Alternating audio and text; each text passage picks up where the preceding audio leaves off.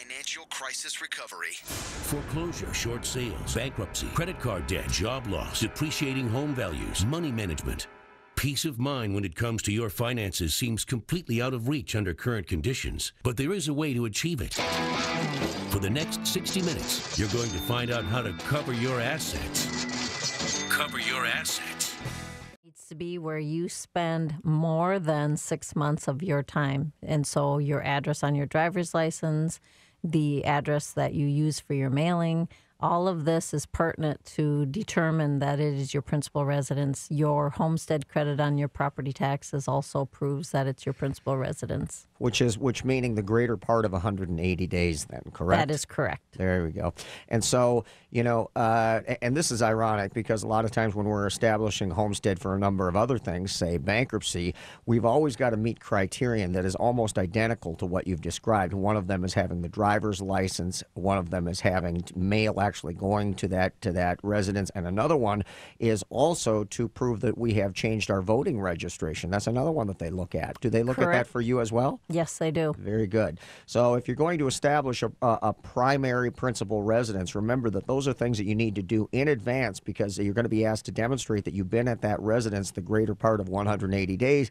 And that means you can't do that in 30 days real quick. You got to be able to do it well in advance. And that really means tax planning, doesn't it, Arliss? Big time tax planning. Yeah. Very critical. Yeah. Well, so, this tax impact of 2013 where things could revert. And I don't know if they're going to extend it or not. I don't think any of us do. But what is your sense? Do you think they're going to extend it or do you think they're not going to extend it? I've heard nothing on conversations either way. Wow.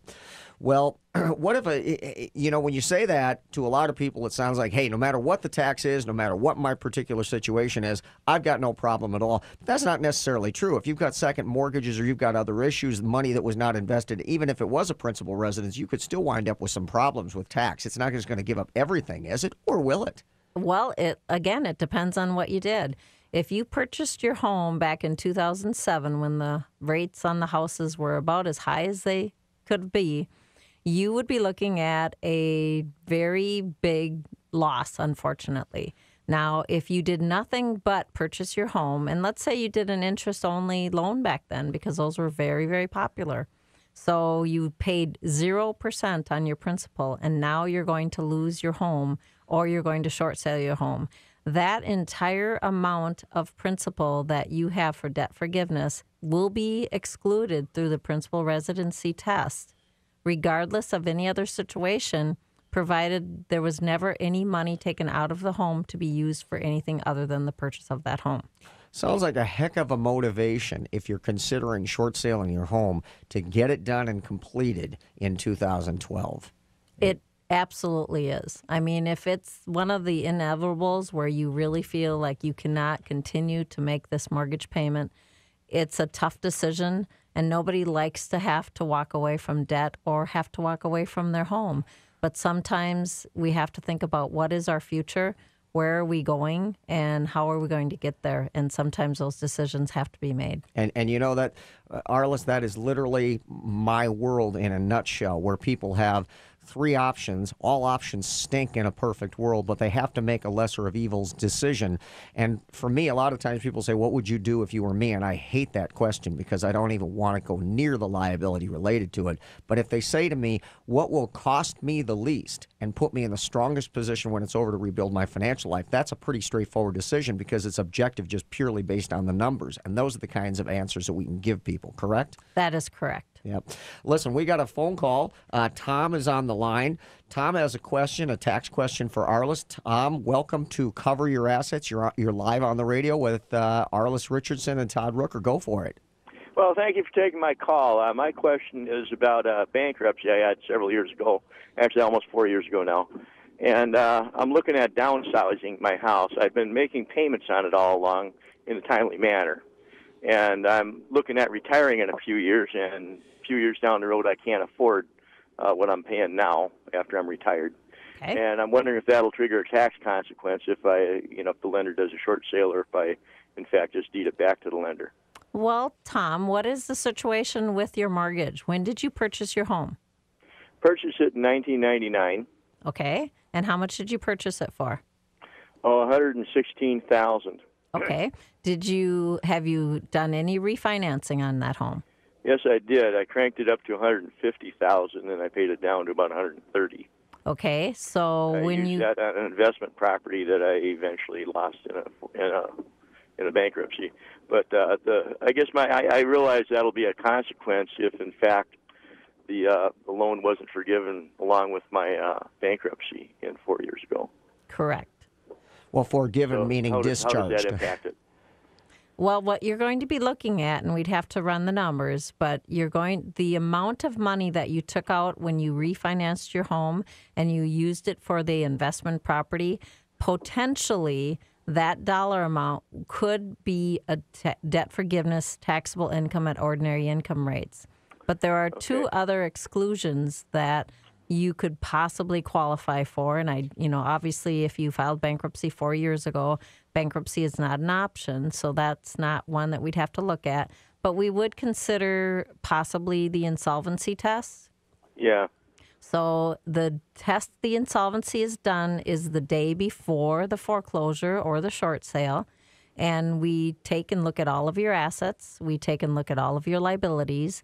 And to the tune that you're insolvent, to that dollar amount, you could save and have an exclusion on your taxable income for the ordinary income from the debt forgiveness. So what we're talking about, Arliss, is essentially the degree of upside down that you could place against that particular loss. Is that what we're talking about? Asset minus liabilities? That is exactly what we're talking about. Yep. I see. But keep in the mind, fact of the discharge 4 years ago does not affect it at all. that would have absolutely no effect whatsoever. You'd be looking at just your circumstance today when you did your short sale or when you did your foreclosure. You'd be looking at whether you could qualify for, first of all, a principal residency exclusion, which sounds like you would probably not qualify for that. And B would be an insolvency to see if any of that debt forgiveness that you're going to get hit with would be excluded through insolvency. Okay. Having said that, if he had discharged both of those financial obligations, if he had a first and second mortgage or all of the mortgages, and then divested himself of that home at that time, that would have been a totally different situation. Completely. Correct? Because as of bankruptcy, any debt forgiveness that is done through the bankruptcy is a non-taxable event. I see. Bankruptcy, in essence, becomes a demonstration of insolvency by qualifying. But is that equal in a Chapter 13 and a Chapter 7, or is it just in a Chapter 7 insolvency bankruptcy? It's equal in both. So if you file bankruptcy, whether it's a reorganization or whether it's a permanent, you have exclusion through the bankruptcy. There you go, Tom. Did that give you the information you were looking for? Yeah, I guess. Thank you. Not the All answer right. you were looking for, but it No, did, not really, but but it did okay. answer the question. Very good, Tom. Yeah, thank you. Thank All right, you. bye-bye. All right. So we got another call here. We're going to take another call real quick from Dave. Dave is in Plymouth. He has a loss of a vacation property. Dave, are you there? I am. Welcome to Cover Your Assets. You're live with Arliss Richardson with Arliss Richardson LTD. Go right ahead with your question. Thank you. I'm going to ask the first part of it kind of real simple and straightforward. We've got a property in Florida, a townhome or a condo, owned by 4 siblings. We had a loss on the sale of about $200,000. No debt on the property. No debt on the property? Yes, no debt. Okay. And I'm wondering, so is that loss not deductible at all? What was the status of the property? Well, this is where it gets a little trickier. My mother actually lives there, and she owns a portion of it as well, and that's her primary residence, and that's basically been the use of it. Okay. She lives there, and we all own it. Has there been any interest or any rent that has been paid by her, or is she just living there through a living will right? She's living there because she has part ownership. Okay, so she's not paying any of the rest. She's not paying rent into like a partnership that owns this home. No, No, not technically. Now, she pays all the real estate taxes. She pays all the utilities. She does all the upkeep. Okay. Well, without having more detail, just a quick suggestion would be, if I understand everything what you're saying, this property was put into all of your names to be able to allow your mother to live there. And so there wasn't an investment, trade, or business purpose to it. So it was strictly held as an investment property. And just off of the cuff, I would have to say that it would not qualify for a loss. But if it did qualify for a loss, it would come through and it would be limited to $3,000 per year as just a plain investment property. It's $3,000 per year, and you can't even offset gains? Oh, absolutely. Yes, you could offset gains. If you had a year where you had $10,000 worth of gains from other capital assets that you sold, and your investment loss in this property was $10,000, yes, you could take the full 10 against the 10 of the income. If your investment was $30,000, you could take $13,000 against your 10, showing then an additional $3,000 per year loss on that property. Okay, so the worst case scenario is we can deduct the loss to the extent that we have capital gains to offset it plus $3,000. That is correct. Okay, now if we determined that constructively she was paying rent in the form of her being obligated to pay for all the real estate taxes and utilities and whatnot, Yep. how would that change the scenario? It would change the scenario to the extent now you've got a business, and so that loss would be able to be deducted as ordinary income or ordinary loss and be able to take it off other income that you've got individually. All right. Listen, Dave, I apologize. We're going to have to let you go and take a break here. Hopefully you got most of your question answered. If you've not, by all means, feel free to go to CYA21.com and you can get Arliss's contact information. Call her offices directly. I'm sure she could do a consultation with you and get into more detail. And I have a feeling there's a whole lot more detail you'd like to get into. Yes, and I appreciate your time. Very Absolutely. good. Very good, Dave.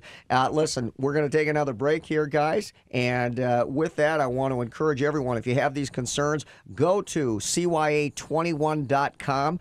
When there, you can download the Financial Crisis Bible. That is Financial Crisis Bible. It's a free download.